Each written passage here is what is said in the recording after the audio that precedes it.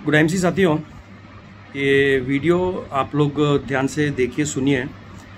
कल एक न्यूज़ आई है और बहुत ज़्यादा सर्कुलेट हो रही है कि एमवे के ऊपर ईडी ने जो रेड किया है और उनके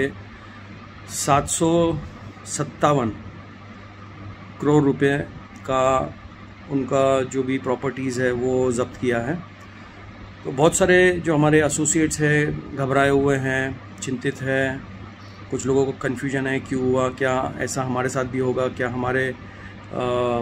कंपनी पे ऐसा कुछ होने वाला है। तो मैं आपको इस वीडियो के माध्यम से बताना चाहता हूँ कि ये जो एमवे पे केस हुआ है ये बहुत पुराना एक केस चल रहा है, 2011 का केस है ये। और अभी जो है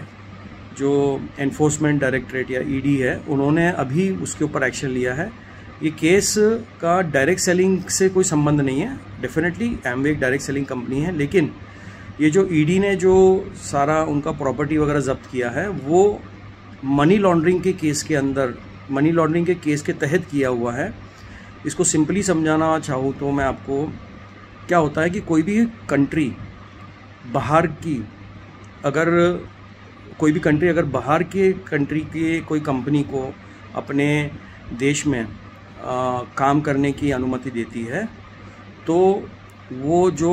कंट्री अनुमति दे रही है वो एक्सपेक्ट करती है कि वो कंपनी, विदेशी कंपनी जो है, मैक्सिमम प्रॉफिट्स वो उनकी ही कंट्री में रखे, मैक्सिमम इंफ्रास्ट्रक्चर वो उनकी ही कंट्री में रखे।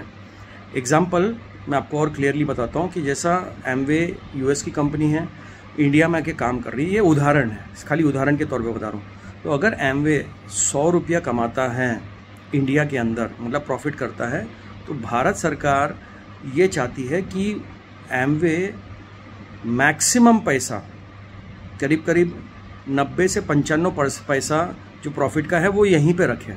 भारत में ही रखे, भारत में इंफ्रास्ट्रक्चर बढ़ाए, भारत में फैक्ट्रीज खोले, भारत के अंदर वो जो है एम्प्लॉयमेंट दे, और 5% पैसा प्रॉफिट का वो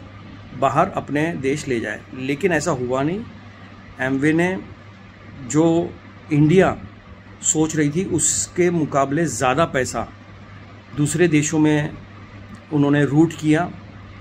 यूएसए लेके चले गए, या जो उनका प्रॉफिट था वो कहीं दूसरी कंट्रीज़ में उन्होंने डाइवर्ट किया थ्रू सम डिफरेंट सोर्सेज, जिसे ईडी को उनके खिलाफ वो ट्रेल मिला है।